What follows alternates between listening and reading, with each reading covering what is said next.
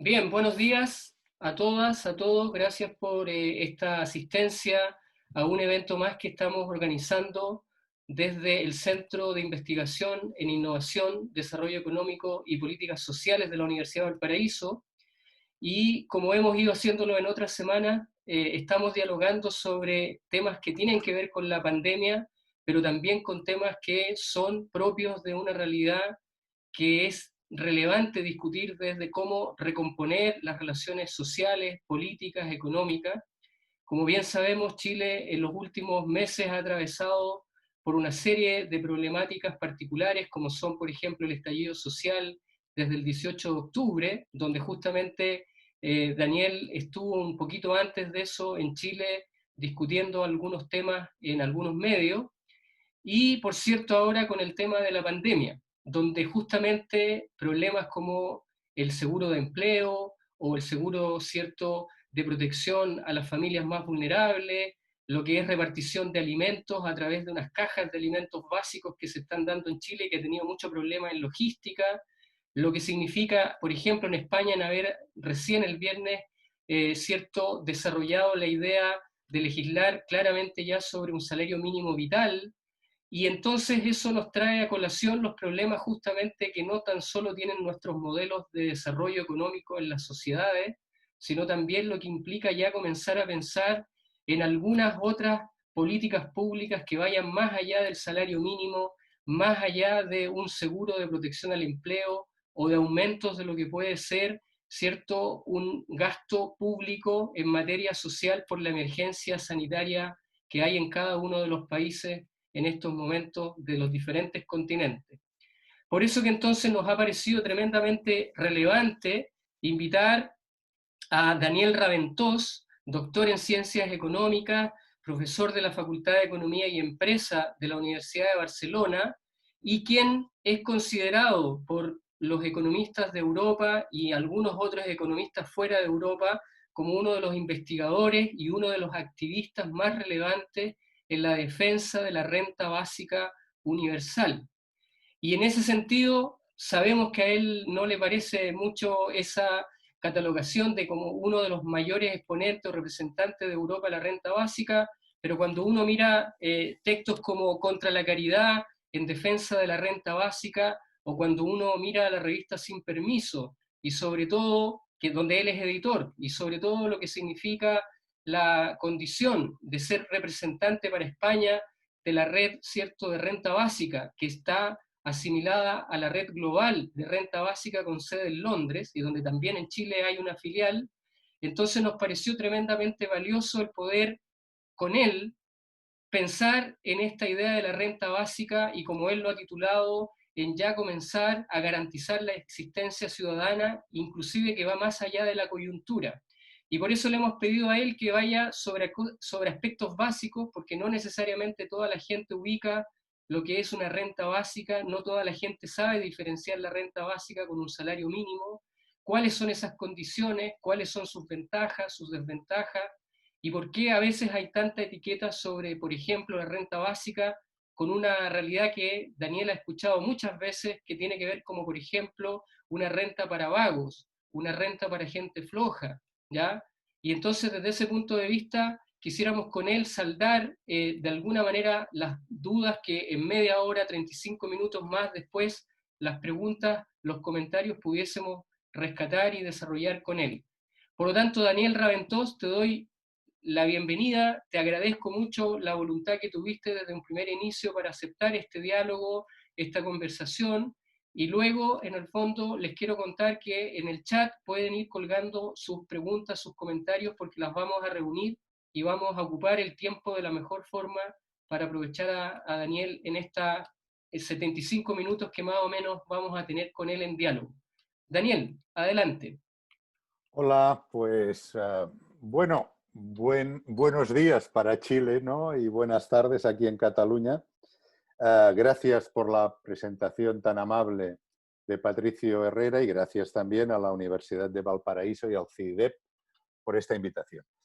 Vamos a ver, yo creo que con esta presentación que ha hecho Patricio en parte marca muy bien, digamos, lo que pensaba exponerles y luego, evidentemente, con con las preguntas y con las opiniones, pues obviamente podemos ampliar indiscutiblemente más. Vamos a ver, en primer lugar es cierto de que desde que ha habido la pandemia y los estados de emergencia o el confinamiento en muchos lugares del mundo, la renta básica se ha disparado. Es decir, recuerden que hace pocas semanas, al inicio de la pandemia, un editorial del Financial Times decía claramente algo que extrañó a muchísima gente, claro, más que nada por quién lo decía. Pues como les comentaba, este editorial del Financial Times decía que ah, mm, propuestas hasta ahora excéntricas, la palabra exacta era excéntricas, como la propuesta de la renta básica incondicional y un impuesto a las grandes fortunas, pronto deberán ser contempladas. En fin, esto no es que sea algo realmente especial, pero sí que es especial que lo dijera Financial Times, ¿no? Es decir, la renta básica ha explotado en cuanto a conocimiento a partir, ya digo, de la pandemia o a partir de los confinamientos que ha habido en muchos lugares del mundo, ¿no? Pero claro, como es normal en estos casos, también ha provocado que haya mucha confusión porque hay gente que se ha referido a la renta básica como, o mejor dicho, se ha referido a subsidios condicionados como renta básica o se ha referido a otras cosas, digámoslo así en general, como renta básica, lo cual obviamente ha incrementado esta confusión. Por ejemplo, me consta, porque he leído algunos artículos publicados en la prensa, en este caso de Estados Unidos, donde se decía que hace pocos días o pocas semanas, muy pocas semanas, que lo que se iba a implantar por parte del gobierno del Reino de España iba a ser una renta básica.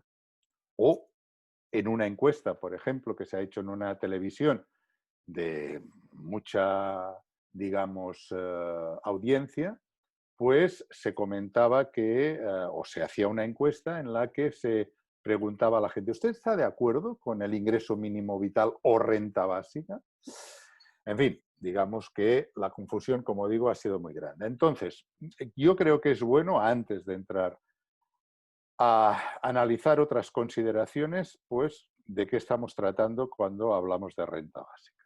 Renta básica solo me limito a una de las definiciones de la Basic Income Network, que como ustedes saben existe desde el año 86, es una red mundial de la que hay 60 secciones en 60 estados diferentes, 60 aproximadamente en todos los continentes, y la Basic Income Network, o la sección de la cual yo soy miembro, la define de esta siguiente manera. Una renta básica es una asignación pública monetaria, incondicional y universal.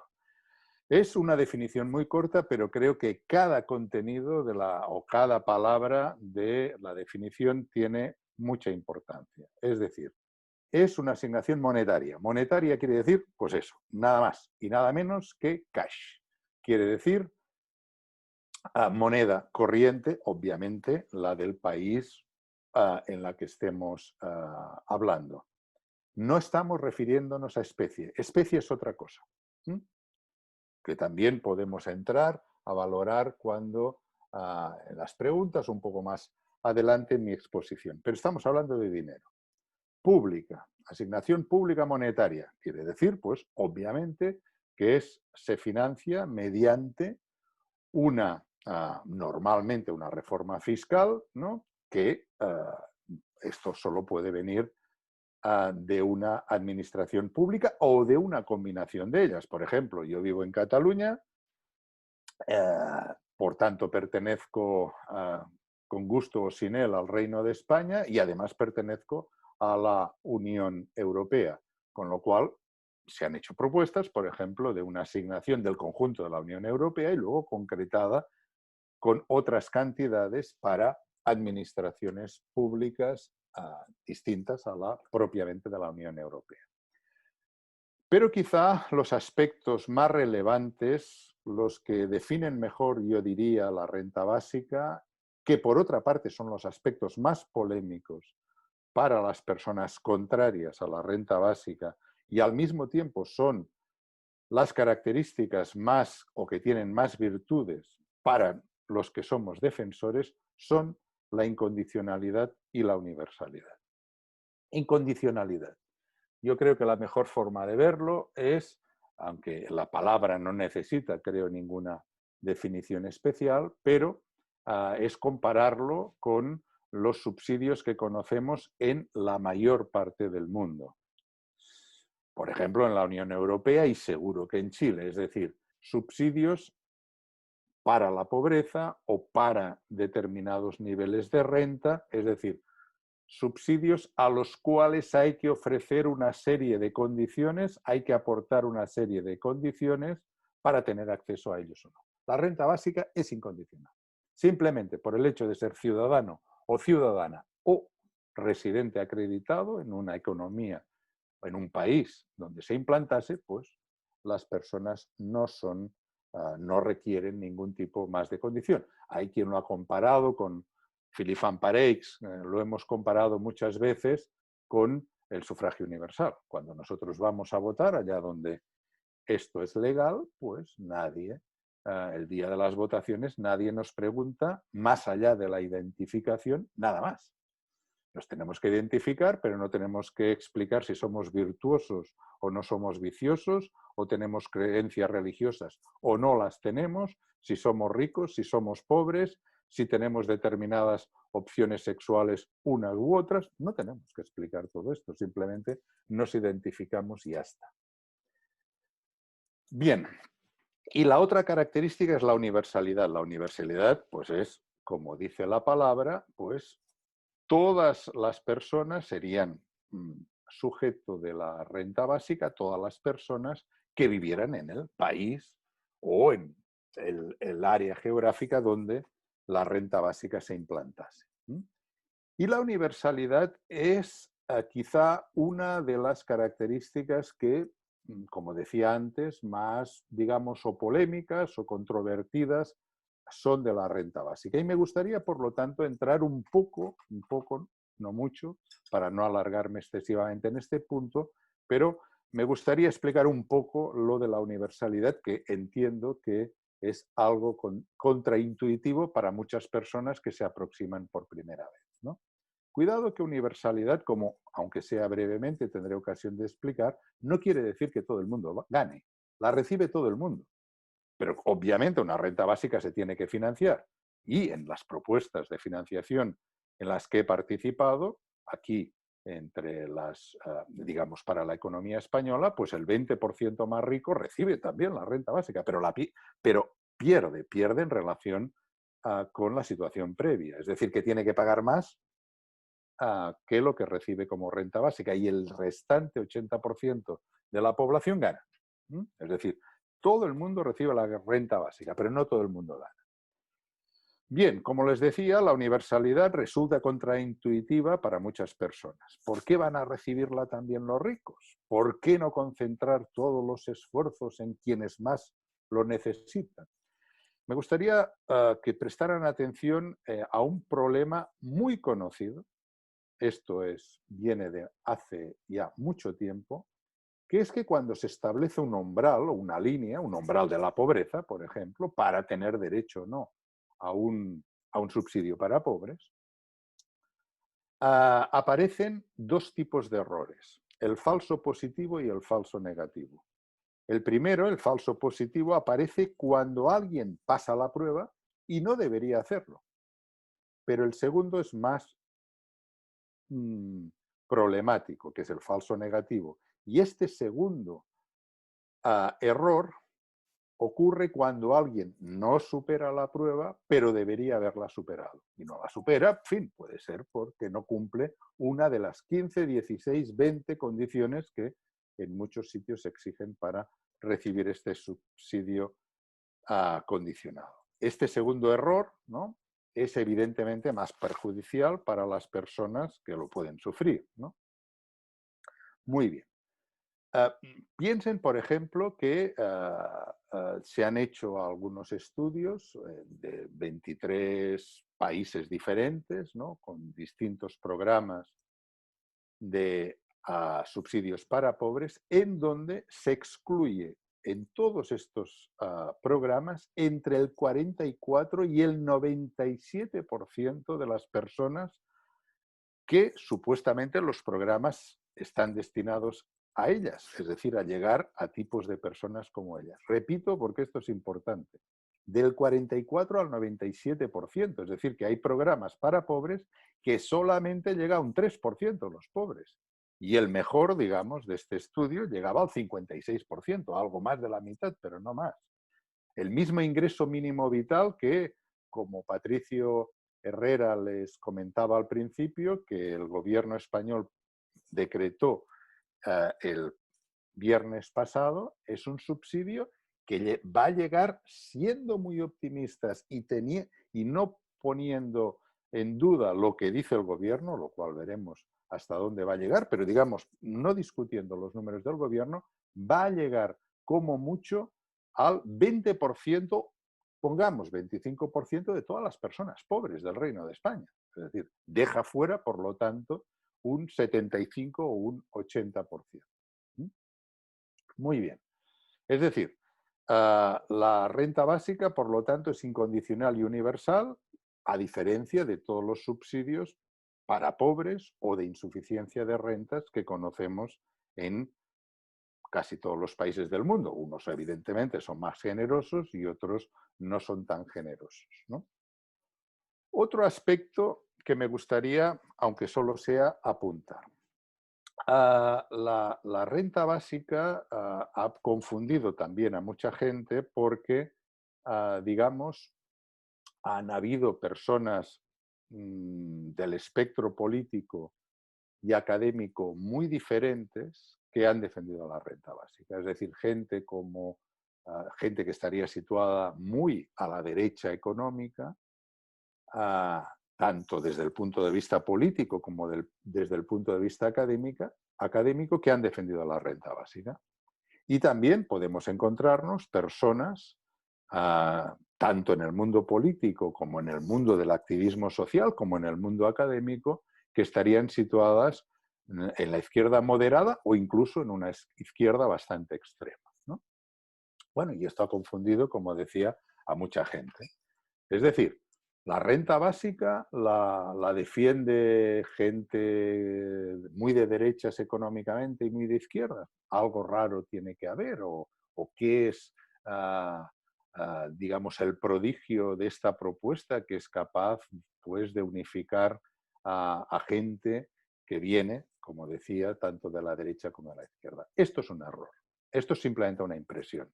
Es cierto que algunos prohombres de Silicon Valley, es cierto que algunos economistas de The Wall Street Journal, es cierto que académicos que podríamos situar dentro de la órbita neoliberal defienden la renta básica. Y es cierto que en el espectro de la izquierda, incluso de la extrema izquierda también. Entonces, ¿cuál es la diferencia? Es muy sencillo, muy sencillo. Para saber diferenciar de dónde viene una propuesta o cuál es la gran diferencia entre derecha y de izquierda es cómo se financia la renta básica. Que es como decir quién gana y quién pierde. En una financiación de la renta básica, si está bien hecha, se tiene que especificar qué parte de la población gana y qué parte de la población pierde. Y a partir de aquí, pues es donde podemos establecer clarísimamente si la propuesta es de izquierdas o de derechas, o proviene de la izquierda o proviene de la derecha. Evidentemente hay otras diferencias, claro.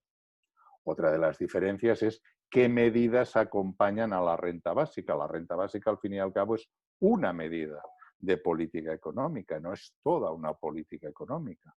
Hay personas que en muchos ámbitos me han preguntado a mí y a otros defensores y defensoras de la renta básica, preguntan, bueno, pero la renta básica por sí sola no puede solucionar, y aquí ponen pues lo que buenamente tengan en la cabeza, ¿no? Y es cierto, la renta básica no puede solucionar todos los problemas. La renta básica sería una medida de política económica que obviamente para mí sería muy importante, pero sería uno de los componentes de la política económica, que es un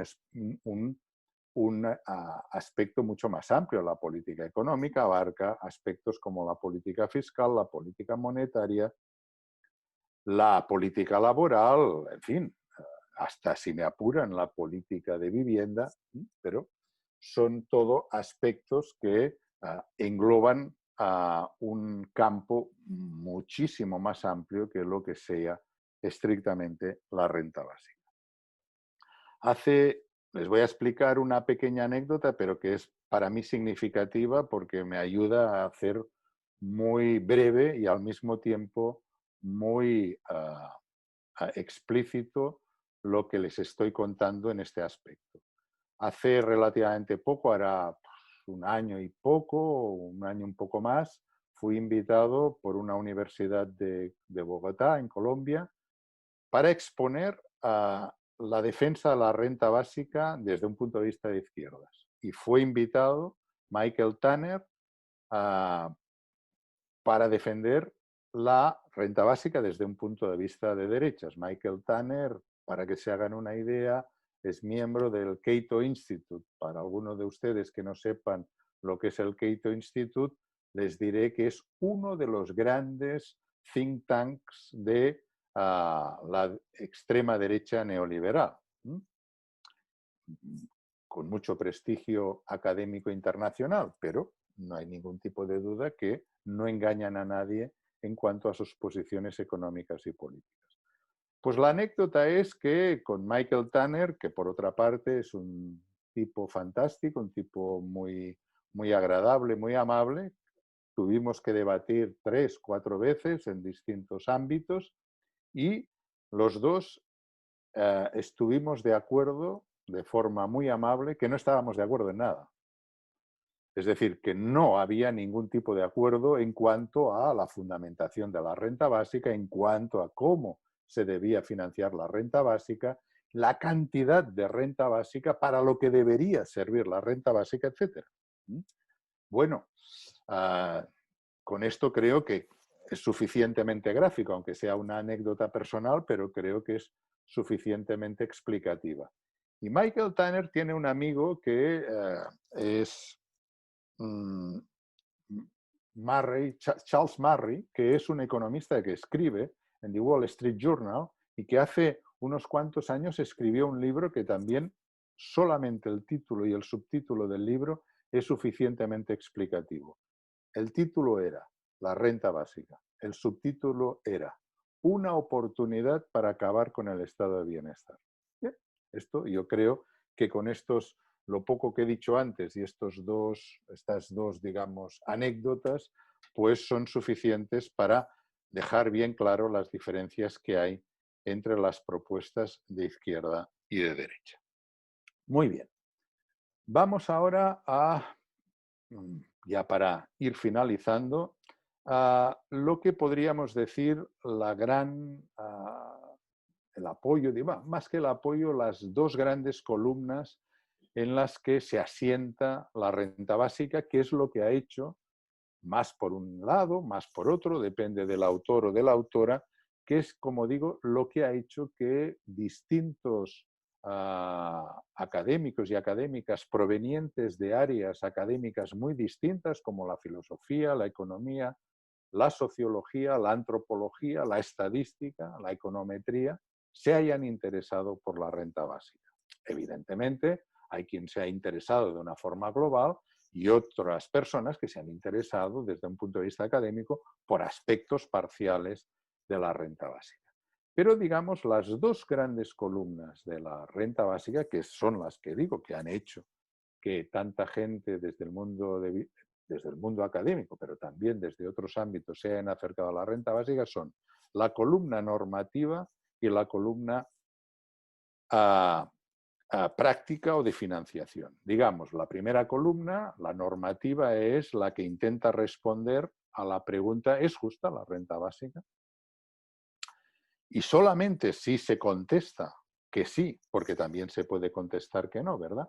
Pero solamente si se contesta que sí a la primera parte, a la pregunta de si es justa la renta básica, es cuando tiene sentido entrar a debatir, estudiar, a proponer formas de financiación. Es decir, una sería la propuesta, digamos, normativa, y la otra la propuesta, dígale, financiera, práctica, de viabilidad, en fin, esto ya dependerá de las palabras que sean más al gusto de cada uno, ¿no?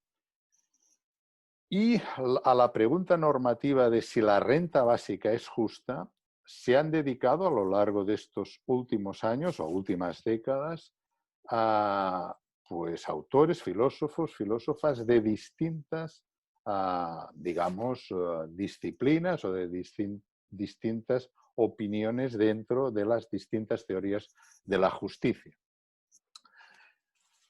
Yo, como vengo de una tradición filosófico-política muy determinada, que es la tradición de la libertad republicana, esta libertad que tiene 2.300, 2.400 años de existencia, es francamente la que considero más sólida para justificar la renta básica, ¿no? Como otro tipo de medidas, pero digamos, ahora no vamos a entrar en otros aspectos. Pero si, como estoy obligado a resumirlo muchísimo, la idea de la libertad republicana, todo, y que ha sido evidentemente formulada de forma distinta, obviamente, cuando estamos hablando de 2.300 años, estamos hablando de autores muy distintos, de épocas distintas, de lenguajes y de procedencias muy distintas, pero la idea creo que se puede resumir de la siguiente manera. La libertad no puede ser desligada de las condiciones materiales de existencia. Quien no tiene las condiciones materiales de existencia garantizadas no puede ser libre. De ahí que republicanamente, a diferencia de un liberal, que esto le importa un rábano, pero para un republicano, un pobre no es ni puede ser libre, precisamente porque no tiene la existencia material garantizada. Entonces, digamos, evidentemente he resumido mucho, si a alguien le interesa luego podemos ampliar algo más, pero la fundamentación republicana, digamos, justifica la renta básica en las economías monetarias, obviamente, en la que estamos en el año 2020, justifica la renta básica, como digo, justifica la renta básica a partir de la libertad republicana, pues a partir de la idea siguiente, es decir, si las personas tienen al menos asegurada una cantidad monetaria igual al menos al umbral de la pobreza, y el umbral de la pobreza obviamente depende de cada país, no es una cosa universal, sino esto sí que depende de cada economía, es el suelo necesario, ni mucho menos único, pero es el suelo necesario a partir del cual podemos hablar de libertad. De ahí que, aunque conceptualmente son distintas digamos, las fundamentaciones, o más que las fundamentaciones, los conceptos, muchos, entre los que me incluyo, partidarios de la renta básica, en su vertiente republicana, defendemos la renta máxima. Esta es una vieja idea republicana. Las riquezas, las grandes riquezas, no son un problema de grandes desigualdades, que pueden serlo, ¿no? Esto republicanamente en sí no sería un problema muy grave. El problema grave es que las grandes riquezas, las grandes fortunas, son una amenaza a la libertad de la inmensa mayoría de la población no rica. Este es el problema. Esto lo han visto históricamente mucha gente, por ejemplo, los founders de Estados Unidos eran uno de los que insistieron más al respecto, ¿no? Esto lo han visto economistas como Joseph Stiglitz, entre muchos otros, que no son precisamente republicanos, pero han dicho la amenaza a la libertad y a la democracia que representan las grandes fortunas, ¿no? Y bueno, pues de aquí la idea de una renta máxima. Y bueno, y con esto sí que acabo, la otra columna o fundamento, digamos, de la renta básica Como les decía, esta sería la normativa, la otra es cómo se puede financiar. Aquí, evidentemente, también estoy obligado a ser muy, muy esquemático, pero es cierto que la renta básica técnicamente se puede financiar, no de muchas maneras, no de 20, pero sí 3, 4 maneras podemos imaginar distintas de financiarla, ¿no? Pero la que es más habitual es a partir del impuesto de la renta a las personas físicas. No quiere decir ni mucho menos que sea únicamente a partir de esta forma de financiación. Pueden haber otras, ¿no? Pero el impuesto más importante en la Unión Europea es el impuesto de la renta a las personas físicas, ¿no? Y a partir de una reforma de este impuesto, junto con otros economistas de la Asociación de la Renta Básica, Lluís Torrents y Jordi Arcarons, pues hemos presentado ya desde hace cierto tiempo, aunque vamos a actualizar y a cruzar nuevos datos que creo que van a ser muy interesantes, es cómo se puede financiar una renta básica para toda la población adulta que vive en el Reino de España, tanto los ciudadanos como ciudadanos, si es que en una monarquía se puede hablar de ciudadanía, pero para entendernos de forma general, toda la ciudadanía y residencia acreditada, ¿no? Con una renta básica igual al menos al umbral de la pobreza, que esto estaría situado aproximadamente en 750 euros al mes, que estaría libre a su vez de IRPF. Y con esto mostrábamos, con esta forma de financiar, mostrábamos cómo, evidentemente, la pobreza, y estamos hablando aquí en el Reino de España de un 22-23% de personas. Esto antes de la pandemia. Después de la pandemia, obviamente, la cosa incrementará, ¿no? Pero estamos hablando de un poco más de una quinta parte de la población pobre, oficialmente pobre. Si usted da una renta básica igual al umbral de la pobreza, se puede demostrar matemáticamente que todas las personas salen de la pobreza, lo cual creo que ya de por sí estaría muy bien. Pero además en el estudio mostrábamos cómo se establecía el índice de Gini, que ya saben que es de los más utilizados en las estadísticas internacionales en cuanto a distribución de la riqueza, ¿no? Pues el índice de Gini del Reino de España, que es uno de los más desigualitarios de la Unión Europea, estando en un umbral del 0,35, 0,36, ¿no? Pues con esta financiación de la renta básica pasaba a ser uno, o pasaría, pongámoslo en condicional, porque esto no se ha hecho práctico, ¿verdad? Pasaría a ser uno de los índices de Gini más igualitarios del mundo, es decir, equivalente al de Dinamarca, Suecia, Finlandia y Noruega, ¿no? Es decir, alrededor de 0,24, 0,25, ¿no? Bueno, yo creo que con esta introducción aunque he tocado solamente algunos de los aspectos fundamentales, pero puede dar pie para, en fin, todas aquellas cosas que ustedes tengan el gusto y el placer de querer discutir. Muchas gracias. Gracias, Daniel. Bueno, tenemos muchas preguntas y comentarios al respecto. Estamos transmitiendo también por YouTube y ahí a la gente del YouTube les pido que si quieren hacer preguntas también los coloquen en el chat. Y entonces voy a agrupar algunas reflexiones y preguntas que te hicieron para optimizar el tiempo. Por ejemplo, Bárbara Cabezas, Ruth Lizana, Pablo Gutiérrez y Mario Matus tienen algo en común en su pregunta-reflexión.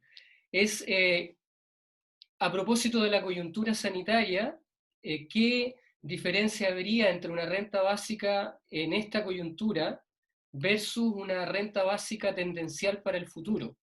¿Qué diferencias ves tú a propósito de la emergencia sanitaria que estamos viviendo con el tema del coronavirus?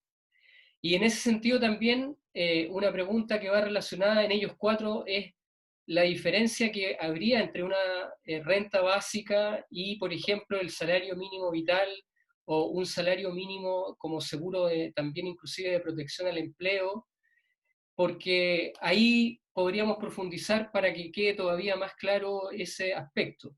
Y ya quizás algo más particular, que Pablo Gutiérrez dentro de este mismo grupo nos dice, bueno, ¿qué impacto tendría una renta básica en lo que es los precios de las mercancías?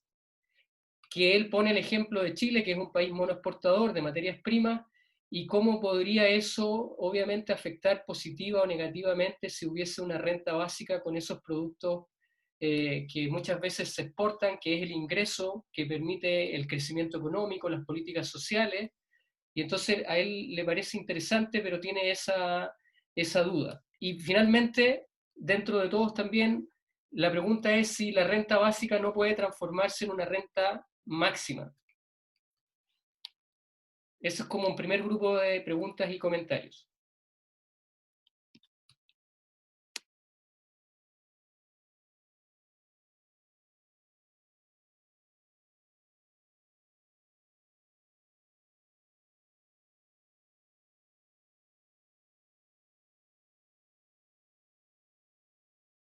Ahora, vale. Que no podía...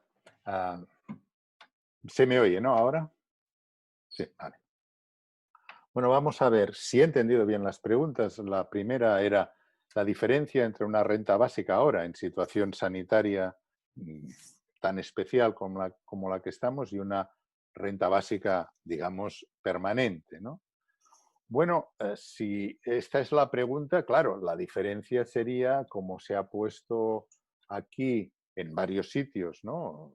Se ha defendido una renta básica de cuarentena o de confinamiento, sería una renta básica, aunque solo fuera provisional, algunos hemos puesto fecha como 31 de diciembre del año 20, también se puede poner fechas más próximas, pero la idea es una renta máxima de cuarentena, digamos, la gran diferencia es que sería una renta básica provisional y seguramente no financiada mediante una reforma fiscal, sino que sería una renta básica financiada de forma mucho más inmediata, ¿no? En cambio, una renta básica permanente, la diferencia es lo que les explicaba antes, que tiene que ser financiada mediante una reforma fiscal y, claro, ya con un poco más de, o con mucho más detenimiento para hacer un buen diseño. Los que hemos defendido una renta básica de cuarentena lo hemos hecho por la urgencia. Es decir, independientemente de otras consideraciones, lo que se necesitaba era una inyección inmediata a la población que más lo necesitaba, ¿no? Piensen que producto, supongo que en Chile también habrá ocurrido algo parecido, pero en la Unión Europea han cerrado muchísimas empresas o han anunciado que van a cerrar, y algunas muy grandes. Por ejemplo, Nissan, una empresa de automóviles de mi nación en Cataluña, ya ha anunciado que va a cerrar. Esto significa de golpe 5.000 puestos de trabajo de la empresa, o sea, directos, y 25.000 o 30.000 indirectos, ¿no? Sin contar algunas docenas de empresas que obviamente trabajaban de forma directa para Nissan. Bueno, esto es solamente uno de los ejemplos, ¿no? Entonces, bueno, la necesidad de una renta básica de cuarentena en cuanto a una renta básica permanente es lo que les comentaba antes, que debería ser financiada de una forma, digamos, más con tiempo, por decirlo así, ¿no? La segunda pregunta creo que hacía referencia a la diferencia entre lo que es una renta básica y el ingreso mínimo vital o un salario vital, ¿no? Se decía, bueno, el salario vital vendría a ser el ingreso mínimo vital. El ingreso mínimo vital que se puso, bueno, que se decretó, claro, obviamente hasta el 15 de junio no empezarán a ponerse en marcha el funcionamiento, pero que puso, digo, o decretó el gobierno español hace solo 3 días, el viernes pasado, es un subsidio de los habituales para pobres. Es decir, es un subsidio condicionado, es un subsidio no universal, es un subsidio de los que se conocen a docenas, por no decir a centenares, en la historia del estado de bienestar. Son subsidios dirigidos a los más pobres y, como les decía antes, no va a llegar, suponiendo que sea cierto, es decir, sin poner en cuestión las previsiones del gobierno, como mucho va a llegar a un 20% de la población pobre. Son 3.000 millones, 3.000 millones los presupuestados. Estamos hablando que en los programas electorales de los dos partidos que están ahora en el gobierno, uno había dicho, para algo similar, con otro nombre, 10.000 millones. Y el mismo partido mayoritario, el PSOE, el que al fin y al cabo tiene mayoría en el gobierno, pues en el programa electoral, que sí que llevaba el ingreso mínimo vital, hablaba de algo más de 5.000 millones. Es decir, estamos hablando de una cantidad que se queda muy por debajo en un caso y por la mitad en el otro de lo que estos dos partidos que están en el gobierno llevaban en el programa electoral, en una situación que no tenía nada que ver con la actual. Quiero decir, esto lo hicieron en las elecciones que se celebraron ya hace meses, pero mucho antes, por supuesto, de la pandemia y, por lo tanto, de la situación económica y social creada también con la pandemia. Sobre los impuestos, perdón, sobre el incremento o el impacto de la renta básica sobre los precios. Depende de cómo se financie. La renta básica puede ser más o menos inflacionaria en función de cómo, repito, se financie. Si se financia de la forma que nosotros proponíamos y la he esbozado, evidentemente, de forma muy esquemática anteriormente, no es inflacionaria. Se trata de una redistribución de la renta del 20% más rico al 80% restante. El 20% seguiría siendo rico, por cierto. Pero se trata de una redistribución de la renta. Por lo tanto, el impacto sobre los precios podría ser algo, claro, esto es muy difícil a priori decir, pero por supuesto no tendría ningún tipo de impacto significativo. Pero me imagino que la persona o las personas que han preguntado esto deben tener en la cabeza una situación económica, vamos a decir, más o menos normal. Porque en la situación actual, que es mucho más, al menos en la Unión Europea, estanflacionaria que inflacionaria, es decir, una situación mucho peor para la economía, cualquier medida que en unas circunstancias normales pudiera ser inflacionaria, actualmente es muy bienvenida. El mismo Paul Krugman, por ejemplo, por decir uno de los economistas, para mí no fantástico, pero al menos es famoso y fue premio Nobel y por lo tanto la gente lo cita mucho, pero Paul Krugman lo dice de forma muy clara, que cualquier medida supuestamente inflacionaria en la situación actual es lo que se debe hacer. Por lo tanto, no tiene que haber ningún tipo de problema en cuanto a, no sé, a los supuestos o las supuestas amenazas inflacionarias de la renta básica. Y finalmente, la última pregunta, no sé si la he entendido bien, porque decía si la renta básica puede convertirse en una renta máxima. Claro, lo que seguramente tiene... Sí. Me aclara la persona que es Ruth que ella quiere referirse a que si pensamos en renta básica universal, habría que pensar también en la renta máxima. Bueno, vale. Esto sí, esto ya lo entiendo mucho más y en parte enlaza con lo que decía casi al final de mi exposición. Digamos, conceptualmente son dos aspectos diferentes y hay gente que defiende la renta básica y no defiende la renta máxima. Esto, por supuesto, yo sí. Y como yo, hay muchos compañeros y compañeras que están a favor de la renta básica y al mismo tiempo de la renta máxima. La renta máxima, ¿cómo puede ser definida? Bueno, puede ser definida de una manera técnica, es a partir de determinado nivel de riqueza, tasa marginal impositiva del 100%. Es decir, no se puede ganar más. Por un problema de libertad, insisto. Bueno, actualmente a alguna persona esto le puede parecer quizá muy extraño, muy radical, pero piensen, por ejemplo, que en los años 40, 50 y 60, en Estados Unidos y en el Reino Unido, las tasas marginales impositivas a los más ricos llegaron al 93%. Cierto, no es el 100%, pero el 93% a los más ricos. Repito, países no precisamente con larga tradición, digamos, de izquierdas, por decirlo rápido, como son Estados Unidos y el Reino Unido. Repito, en algunos momentos se llegó a tener tasas marginales del 93% de los más ricos. Piensen también que aquí, en el Reino de España, pues se ha llegado por parte de algunos ministros del actual gobierno, a proponer un impuesto a las grandes fortunas. Bueno, un impuesto a las grandes fortunas depende del porcentaje que sea. Evidentemente no es una renta máxima. Sería una renta máxima o se aproximaría si fuera un porcentaje muy elevado. Pero quiero decir que de las grandes fortunas se puede, sin que dejen de ser grandes fortunas, se puede obtener realmente muchísimo dinero, como es, por ejemplo, lo que hace poco hemos calculado que solamente con un 10%, al 10% más rico en cuanto a riqueza, no renta. El concepto de riqueza, como ustedes saben, es más amplio que el de renta.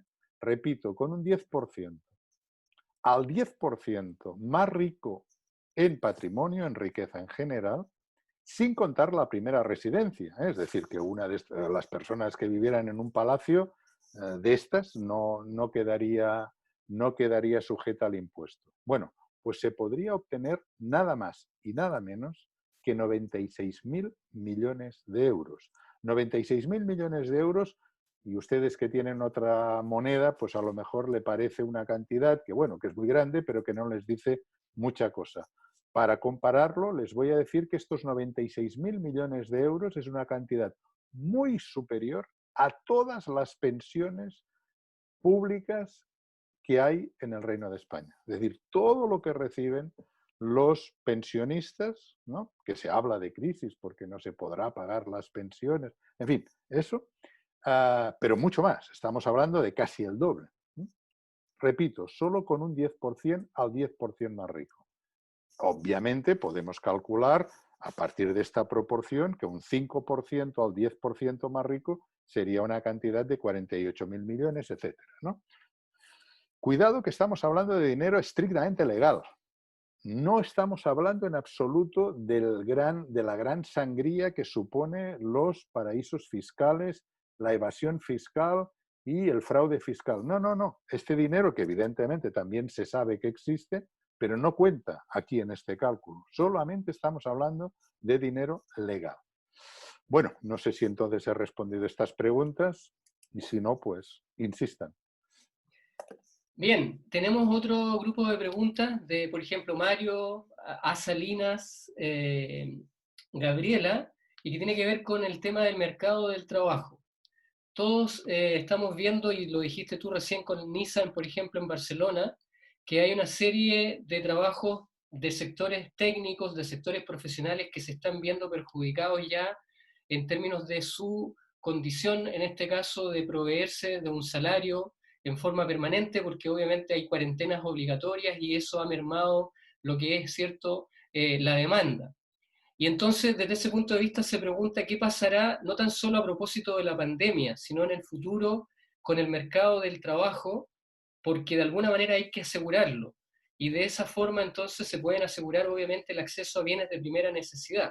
Entonces, ¿cómo ayudaría la renta básica en ese contexto? Si tú crees que va a ser un complemento, si tú crees que va a ser algo absolutamente excepcional, y por otra parte, yo recojo un poco las lecturas que he ido haciendo sobre tus trabajos y trabajos asociados a la renta básica, es que tenemos un dilema en adelante que tiene que ver justamente con lo valórico a propósito de los jóvenes en todos nuestros países que van a ser los que van a ocupar luego el mercado del trabajo activo.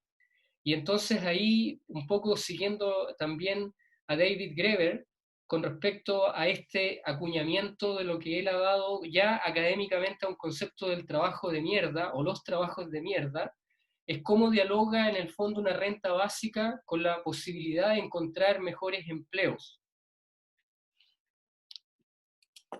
Muy bien.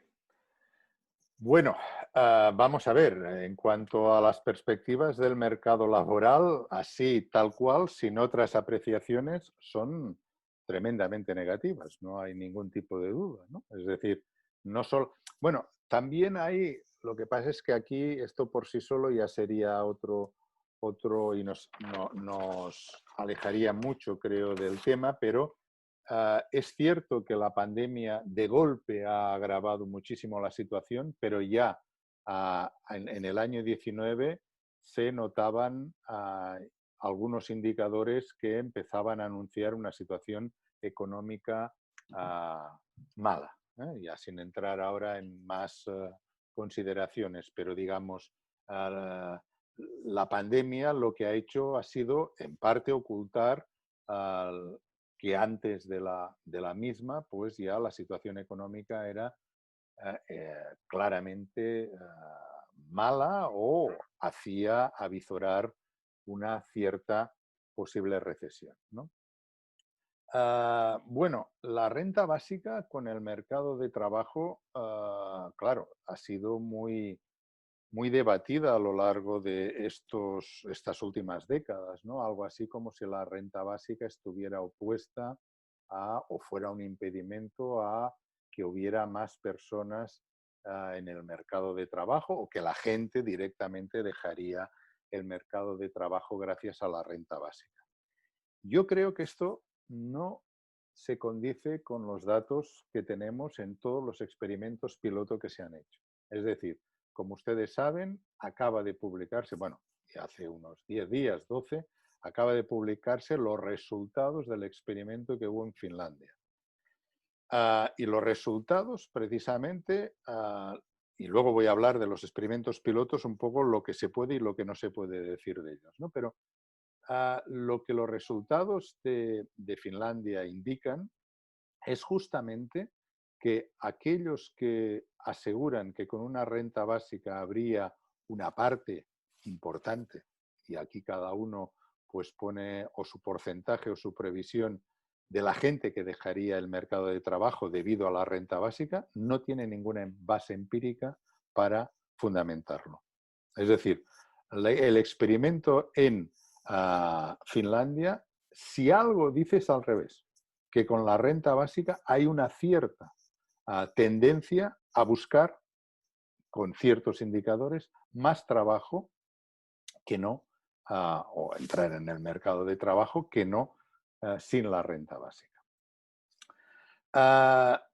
Y esto también podemos constatarlo en muchos otros experimentos piloto que se han hecho en culturas diferentes, porque alguien puede pensar, bueno, Finlandia es de un tipo cultural muy determinado. Cierto, pero es que esto se ha hecho en Namibia, en África, que es muy diferente a Finlandia, se ha hecho en alguna zona de la India, que es muy diferente a Finlandia, perdón, se ha hecho en Barcelona, en mi ciudad, ha acabado ahora en 31 de diciembre del 2019 y se estaba evaluando los resultados del experimento. Es decir, que los experimentos que pueden informar de lo que pueden informar, pero lo que sí podemos estar seguros es que no avalan a los que dicen que con una renta básica habría digamos, una evasión del mercado laboral, ¿no? Puede ser, evidentemente, algún tipo, esto se puede dar en algún porcentaje, pero no de forma ni mucho menos significativa. Una cosa que sí que me gustaría decir antes de entrar con lo que Patricio Herrera hablaba sobre Graeber, sobre David Graeber, y es que lo que les comentaba antes, lo de lo que puede informar y no pueden informar los experimentos piloto. Quiero decir, los experimentos piloto pueden informar de algunos aspectos como qué hace la gente en el mercado laboral, esto sí que lo puede informar, ¿cierto? Pero no nos pueden informar sobre otros aspectos como, por ejemplo, el poder de negociación de los trabajadores o el poder de negociación de las mujeres que incrementaría con una renta básica, como muchos de los defensores hemos dicho, ¿no? ¿Y ello por qué? Bueno, por una sencilla razón, o por dos razones al menos. Uno, porque todo el mundo sabe que es un experimento temporal, es decir, la propia gente que participa del experimento sabe que el experimento puede durar 2, 3 años, depende del experimento. Y luego, otra de las razones es que es gente aislada. En Finlandia no era gente que estuviera junta, Eran muy pocas personas, eran 2.500, si no recuerdo mal, en cualquier caso no eran mucho más, que estaban completamente aisladas, bueno, aisladas, separadas unas de otras, ¿no? Y claro, estamos hablando, por lo tanto, de lo que puede informar y de lo que no puede informar un experimento piloto. Pero una cosa interesante también es que, y no quizá muy prevista, es que casi todos los experimentos piloto de sitios tan distintos como los lugares que he dicho antes, mejoran como resultado de una forma impresionante la salud mental de las personas. Esto es impresionante. Lo cual, en parte, para algunos estudiosos no es extraño, porque el hecho de sacar o de hacer que la gente de la angustia por la existencia material para encontrar un trabajo de mierda, como decía antes David Graeber, al que me voy a referir a continuación, bueno, digo, la lucha por conseguir un trabajo de mierda que muchas veces no se va a conseguir, pues obviamente libera muchas energías. Leía el otro día un informe que explicaba que la previsión es aquí a muy corto plazo en la Unión Europea que una persona de cada dos, es decir, la mitad, el 50%, va a tener dentro de poquísimo problemas mentales. Debido a las consecuencias, bueno, a los que ya tenía y por supuesto debido a la situación económica y laboral producida por la pandemia, ¿no? Pérdida de puestos de trabajo, incremento de la pobreza, etc. Y luego lo que comentaba sobre el trabajo de mierda, una vez más, de David Graeber. David Graeber efectivamente define el trabajo de mierda no solamente como un trabajo de malas condiciones laborales, de bajo salario, etcétera, que también, sino que es un concepto un poco más amplio, un concepto un poco más amplio del tipo de trabajos que no sirven absolutamente para nada y que solo se hacen, entre otras cosas, para que alguien se sienta importante. Y esto es una de las cosas interesantes que se ha puesto en evidencia en algunas encuestas de muchos trabajadores, algunos muy bien pagados, es decir, no estamos hablando solamente de salarios bajos, sino algunos trabajadores muy bien pagados que consideran que su trabajo es perfectamente inútil. Inútil en el sentido que no tiene ninguna utilidad, que lo hacen evidentemente a cambio de un salario, porque están obligados a vivir y por lo tanto el salario es el medio para la inmensa mayoría de la población para poder subsistir, pagar un piso, pagarse la comida, comprarse ropa y las cosas necesarias para vivir, ¿no? Pero lo que indudablemente, y con esto ya acabo esta pregunta, no hay ningún tipo de duda que la gente sería mucho más libre para acceder, o sea, para rechazar trabajos que actualmente están obligados a aceptar. Es decir, muchos jóvenes a lo largo de estos últimos años, en charlas, aunque son jóvenes que podríamos decir vienen de tradiciones políticas distintas, pero es muy impresionante como todos coincidían en un aspecto. Con una renta básica no aceptaríamos trabajos que actualmente estamos obligados a aceptar si nos damos por supuesto que la alternativa es, obviamente, no tener ningún tipo de trabajo. O dicho de forma un poco más, digamos, esquemática, mucha gente diría que no ante situaciones que actualmente están obligados a decir que sí. Bien, gracias Daniel. Bueno, tenemos una cantidad increíble de preguntas y no creo que las podamos abordar por un tema de tiempo, pero vamos a tratar de sintetizar. En el chat, para hacer un diálogo con los amigos del chat, hay varios que preguntan lo siguiente. Por ejemplo, José pregunta a propósito del impuesto negativo a la renta, ¿cuál sería la diferencia con la renta básica? Y a partir de eso mismo, el mismo José nos dice, bueno, cómo eso podría permitir adelgazar la burocracia del Estado por el tema de los intermediarios.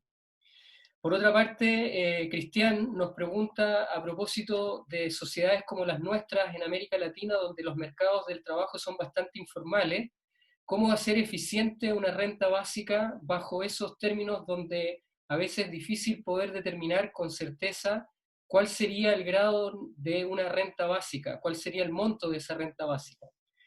Y también, por otro lado, Jorge nos pregunta a propósito de Stephanie Kilton, donde se ha propuesto la idea de un plan de trabajo garantizado. ¿Cómo lo ves tú? ¿Estás a favor, estás en contra o cómo eso dialoga con la renta? Y ya cuando termines voy a agrupar las preguntas que tienen que ver con la financiación de la renta básica.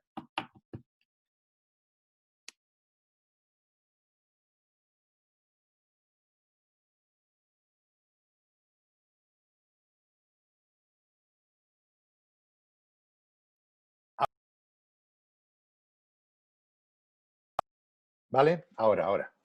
Vale. Bueno, vamos a ver. El impuesto negativo sobre la renta tiene algunos aspectos que se parecen mucho a la renta básica, pero evidentemente tiene también diferencias. Una de ellas es que el impuesto negativo sobre la renta normalmente en todas las declaraciones que se hacen sobre la renta es anual y por lo tanto pues es ex post. Es decir, si a mí me tienen que devolver dinero me tienen que dar dinero, de ahí la palabra impuesto negativo sobre la renta, esto es al cabo del año cuando se hace la declaración, ¿no? Y en cambio, el impuesto negativo sobre la renta, ya digo, la forma normal es un año y en cambio los pagos que tiene que hacer la gente acostumbra a ser mensuales, ¿no? El alquiler, en fin, y los gastos habituales. En cuanto a la burocracia no hay problema, porque la renta básica precisamente todavía esto lo han reconocido algunos incluso de sus críticos, la renta básica simplifica muchísimo la burocracia. Uno de los grandes problemas de los subsidios condicionados son los costes administrativos y de gestión, burocráticos, vaya. En cambio, la renta básica no, porque no hay que controlar que usted tenga derecho o no tenga derecho a recibirla, por definición que la recibe todo el mundo. En cuanto a América Latina, las economías de América Latina, la renta básica, lo que sí que me consta, evidentemente yo no conozco ni mucho menos la, la, la, la realidad de la economía de América Latina como pueda conocer de la Unión Europea, evidentemente conozco algunos aspectos, sé, por ejemplo, que una de las cosas más inmediatas que casi todo el mundo en América Latina que conozco defiende es una reforma fiscal impresionante, ¿no? Porque no, en fin, es uno de los problemas que hay en América Latina, pero lo que sí que me consta es que en América Latina cada vez hay más partidarios de la renta básica.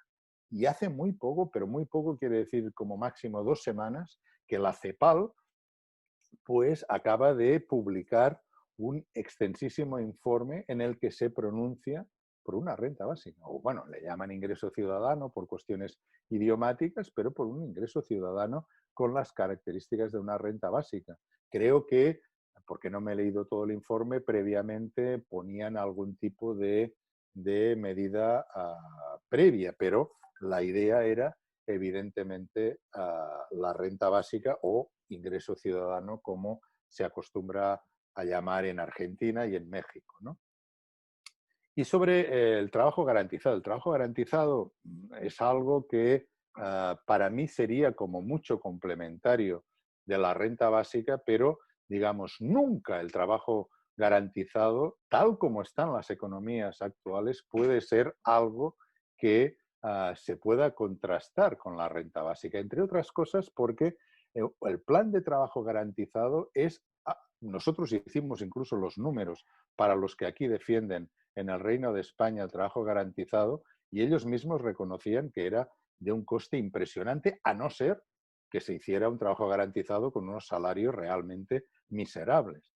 Y además hay algo que parece como que está detrás, al menos esto cuando he tenido que discutir con algún partidario del trabajo garantizado, hay algo que me parece que está implícito, aunque no se reconoce abiertamente, que es como si el trabajo en sí tuviera unas virtudes que pues no sé, son fantásticas, ¿no? La dignidad del trabajo, en fin, cosas de este tipo, ¿no? Cuando para republicanamente lo que es digno es la existencia material y por lo tanto lo que hay que garantizar es justamente la existencia material, ¿no? Y esto es lo que da dignidad. Pero decir que el trabajo o cualquier tipo de trabajo es lo que da dignidad, no sé, esto no es, repito, la opinión que tienen los profesores, perdón, que tienen los propios trabajadores.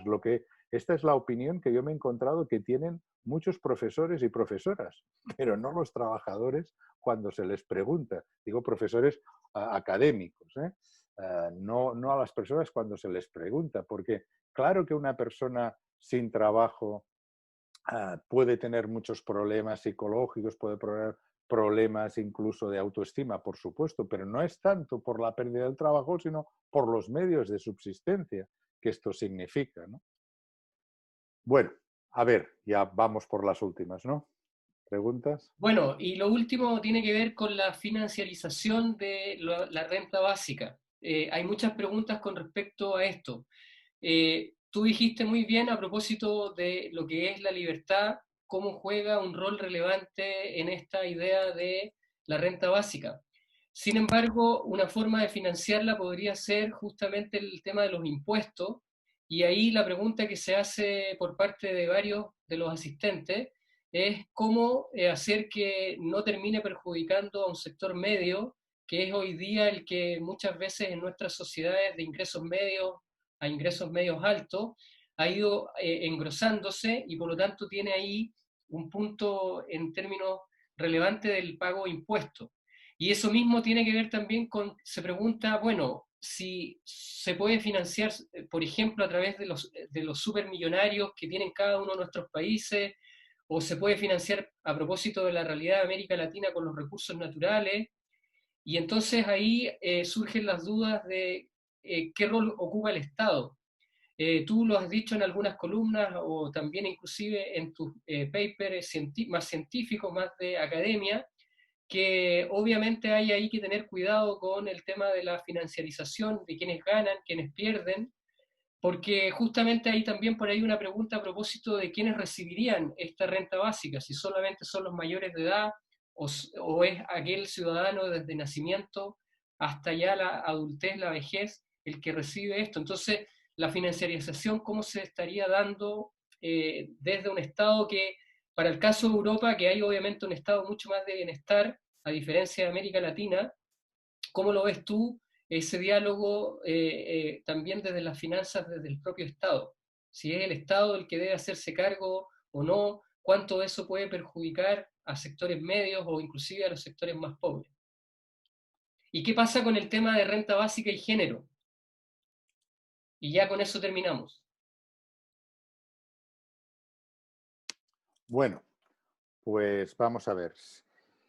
Ah, cada, cada proyecto de financiación en cada país, obviamente, tiene que partir de los datos del propio país. Y yo no puedo aquí dar, pues, criterios generales para todos los países.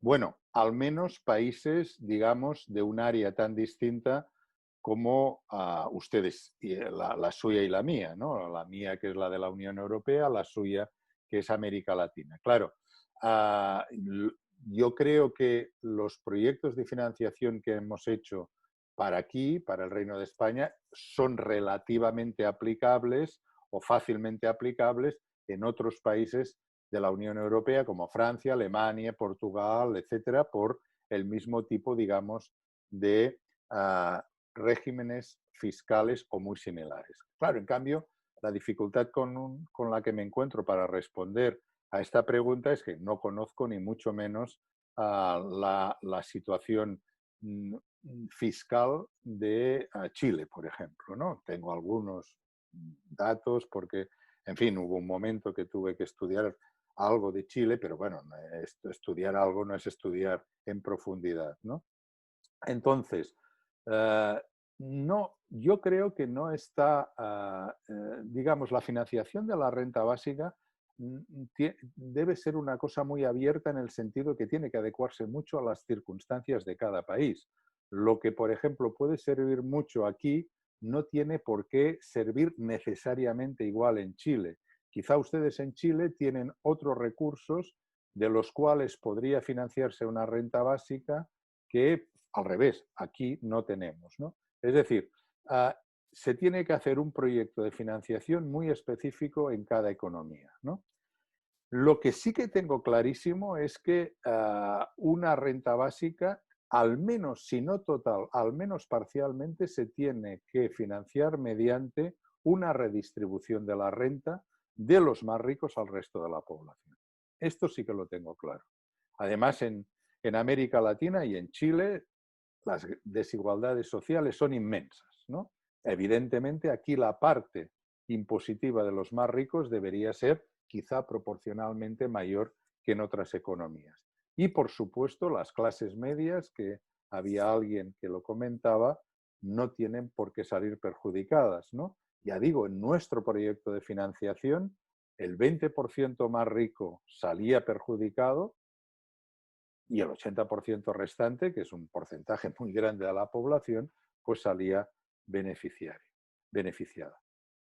Hay que ser, ya digo, muy concreto a la hora de financiar una renta básica. Lo que ocurre es que se han hecho, por ejemplo, recuerdo que hace algunos años, junto con un compañero y una compañera, hicimos un proyecto de financiación de una renta básica en Timor Oriental, que en aquellos momentos era el segundo país más pobre del mundo. Actualmente no creo que haya variado mucho, pero estamos hablando de uno de los países más pobres del mundo. Claro, la forma de financiación de Timor Oriental de la renta básica no se parecía en nada en la que les he estado comentando hasta ahora, ¿no? Sino que era un país además devastado por una guerra casi de exterminio que había hecho Indonesia cuando conquistaron la independencia y por lo tanto era un país devastado. Pero había una serie de recursos que perfectamente podían financiar una renta básica en aquel país. Y, por supuesto, pueden producirse también una serie de financiaciones de distintos ámbitos. Quiero decir, junto con un impuesto, como les decía aquí, una reforma del impuesto a la renta a las personas físicas, también puede ser un impuesto a las fortunas o, como muchos economistas han propuesto, una parte también del impuesto a las transacciones financieras, etcétera, ¿no?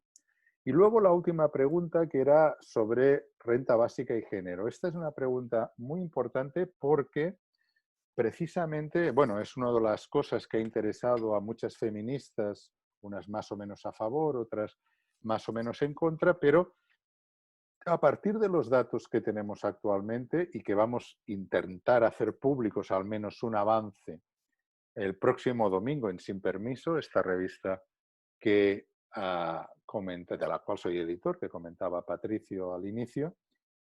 Como sabemos no solamente el número de declaraciones, sino que sabemos exactamente el sexo de las personas declarantes, ¿no?, en este estudio, también podemos evaluar la transferencia de grupos de edad hacia otros y del sexo masculino al sexo femenino. Es decir, no, en un avance que hicimos, pero muy parcial, y no quiero, por lo tanto, decir que este dato sea exactamente el mismo que va a salir, se producía un trasvase muy importante de renta media de los hombres a las mujeres, lo cual me parece que es algo perfectamente lógico vista la situación que conocemos, según la cual pues, las mujeres están en una situación salarial y en general de obtención de rentas, en general de media, por debajo de los hombres, con lo cual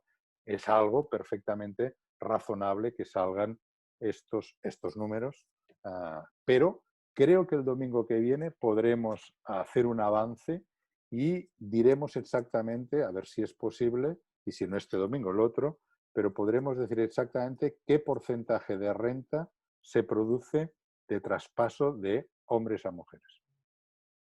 Por supuesto, sé que quizá la pregunta no solamente iba en el sentido este, ¿no? Del trasvase de renta, sino, o sea, me imagino que también iba cómo las mujeres esto, pues la renta básica en sí les podría beneficiar, y aquí entraríamos en otras discusiones, por ejemplo, muy interesantes sobre que muchas mujeres viven materialmente de su marido o amante, que a veces se convierte en su torturador o incluso a veces en su asesino, con lo cual no hay ningún tipo de duda que una renta básica permitiría que muchas mujeres tuvieran una existencia material garantizada, al menos en unas condiciones muy superiores a las que tienen actualmente. Bueno, Daniel, como tenemos estudiantes, yo sé que estamos justo en el tiempo que habíamos comprometido, pero una última posibilidad de contestar algo que además viene muy bien por los estudiantes que nos están escuchando, aquí y fuera de Chile. Eh, ¿Cómo la renta básica puede dialogar con una nueva forma de entender la economía? Como por ejemplo entender el tipo de consumo, o como por ejemplo para el caso de Latinoamérica, que es muy fuerte la sobreexplotación de los bienes comunes. ¿Cómo tú ves que se puede enfrentar una nueva forma de pensar la economía? Ya lo has dicho recién a propósito del feminismo o del género, ya en otros momentos, y yo los invito porque obviamente por tiempo no tenemos la capacidad, la lectura de los textos de Daniel y la red, ahí hay muchos aspectos, por ejemplo, sobre el tema mismo de las migraciones, por ejemplo, que también es otro gran fenómeno interesante. Pero bueno, ¿cómo hacer que la economía nos haga pensar una forma distinta de concebirla desde lo que puede ser su enseñanza hasta la vida cotidiana, práctica, con el tema de la renta básica? Y ya con eso sí cerramos. Bueno, vamos a ver, esta pregunta, claro, es muy compleja porque evidentemente la renta básica tiene relación con otros aspectos económicos indiscutiblemente, pero digamos, aunque tenga que remitirme a algo que he comentado quizá muy esquemáticamente antes, creo que es importante dejar bien sentado que la renta básica ah, no puede hacer frente a toda una serie de problemas que pueden ser muy importantes. Por ejemplo, como estos dos que se han comentado, uno de ellos es el ataque, digamos, o la agresión a los bienes comunes, ¿no? Es decir, uh, la renta básica lo que pretende es sacar, siempre que sea igual al umbral de la pobreza, sacar de la pobreza a toda la población considerada. También lo que pretende la renta básica es que incremente el poder de negociación de los trabajadores y de las mujeres, que antes, aunque sea muy rápidamente, se ha dicho, pero la renta básica, por ejemplo, en la defensa de los bienes comunes por sí sola no puede hacer mucha cosa. Y la renta básica, en cuanto a otros aspectos de los que comentábamos antes, de la discriminación de las mujeres respecto a los hombres, claro que puede ayudar en unos aspectos, pero estos son políticas o deben ser políticas específicas. Quiero decir, de la misma manera que la renta máxima es también una propuesta de política económica, pero independiente, por decirlo así, de la renta básica, la defensa de los bienes comunes y la defensa de la igualdad de las mujeres son políticas que, aunque la renta básica pueda ayudar en determinados aspectos muy parciales, necesitan de políticas específicas para hacer frente a estos problemas, ¿no? Es decir, por decirlo también y para acabar, una renta básica en sí no puede hacer nada con el fraude que existe en los paraísos fiscales, ¿no? Los paraísos fiscales, lo que hay en los paraísos fiscales es algo muy importante y es una auténtica sangría para todas las poblaciones del mundo.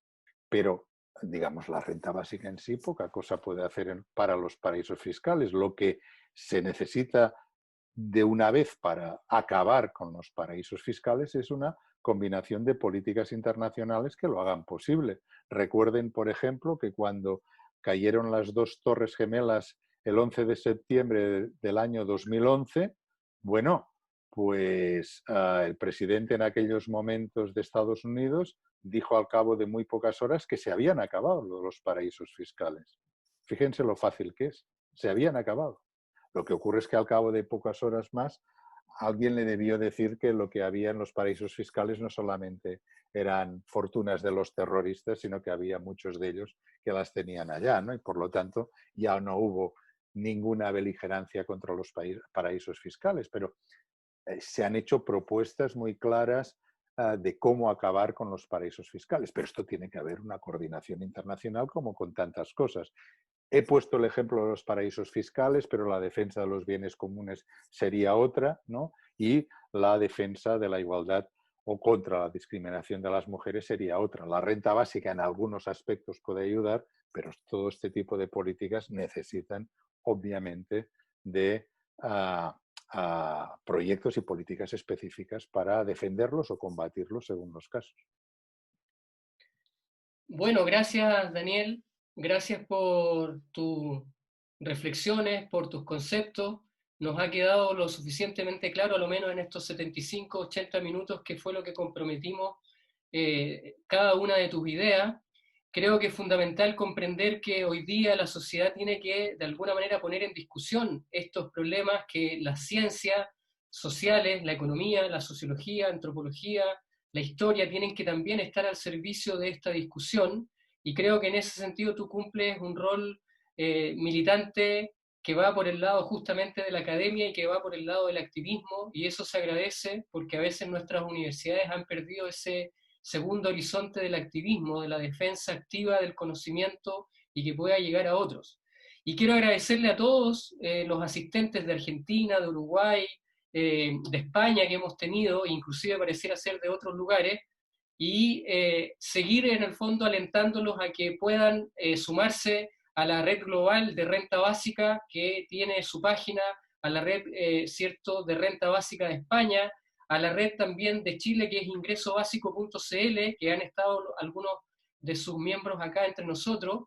Y por último decirles que esto es un tema que sigue abierto, sigue en discusión, pero que le tenemos que sumar energía para justamente ir de alguna manera discutiendo y ampliando la idea de muchas veces lo que es un ingreso mínimo vital o un salario mínimo, que es quizás donde más abunda información, abunda debate y abunda fijación de ciertas premisas. Y creo que la renta básica en ese sentido es una oportunidad también para abrir una discusión distinta, ¿ya? Y sacarnos las etiquetas, porque muchas de las etiquetas justamente ya Daniel las planteó y de muy buena forma fue capaz de mostrarnos que esas etiquetas a veces carecen de fundamento.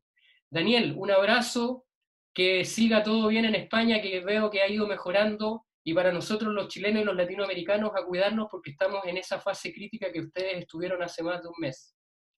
Pues muchas gracias a vosotros y también cuidaros, que es necesario.